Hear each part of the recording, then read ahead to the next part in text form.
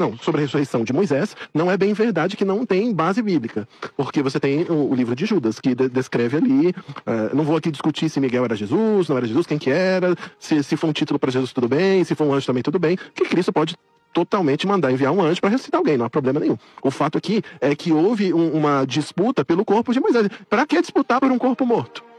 Então, assim, tudo bem, você pode dizer, não existe um texto falando que Moisés foi ressuscitado. Não existe. Mas era muito claro para uma pessoa, um cristão do primeiro século, que tinha só como Bíblia os 39 livros do Antigo Testamento, era muito claro na cabeça dele que não existia vida após a morte. Você pode pegar a enciclopédia judaica, ela diz que a ideia de uma alma imortal foi adicionada no judaísmo pós-período helenístico. Ela não é uma ideia teológica, ela é uma ideia filosófica. A enciclopédia judaica deixa isso muito claro. Nós sabemos que a ideia da imortalidade da alma não veio da Bíblia, veio de Platão. Primeiro, essa ideia de imortalidade da alma não vem com Platão. Com Platão vem a ideia de pré-existência da alma, o que nós não acreditamos aqui. Nós não acreditamos na pré-existência da alma. E se nós fôssemos colocar a ideia de pré-existência ou a ideia de imortalidade da alma nas costas de Platão, então esse conceito mais holístico, comunista, é de Aristóteles. E entre os filósofos a gente vai ficar com Platão ou Aristóteles. Então é por isso que nós temos que ir para a teologia em si, não para a filosofia.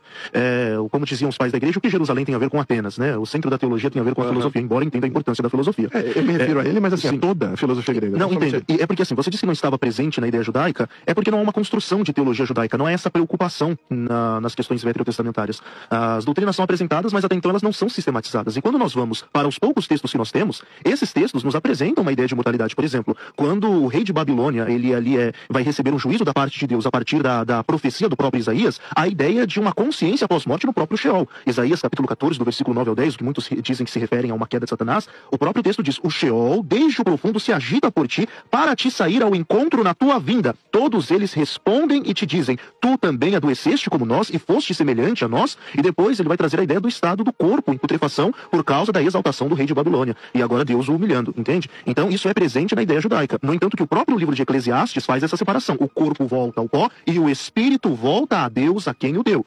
É interessante também, pastor, que o senhor citou a questão ali de João, em Apocalipse, nós não podemos pegar uma palavra ou de João ou de Paulo e entender mediante a outras apresentações da Bíblia. Eu entendo a importância da teologia sistemática, porém a importância da teologia bíblica para nós entendermos como aquele autor entende a palavra. Na ideia de Paulo, no pensamento paulino, na teologia paulina, primogênito é o primeiro. É claro, quando ele usa a expressão primogênito de toda a criação, não significa primeiro ser a ser criado, como ensina os testemunhas de Jeová. Que texto você apresentaria? Romanos, capítulo de número 3, nós temos, quando ele vai falar a primícia e o primogênito dos mortos. A primícia é o primogênito dos que morreram e que ressuscitaram, em outras epístolas também. Esses textos apontam. E por que Cristo é o primeiro? Porque foi o cordeiro morto antes da fundação do mundo. Por isso ele é o primeiro. E isso é assegurado pelo próprio apóstolo Pedro também. Entende? Então, assim, eu não posso pegar uma palavra que Paulo trata e depois ir para a teologia lucana ou teologia petrina. Eu tenho que entender como que essa palavra se desfere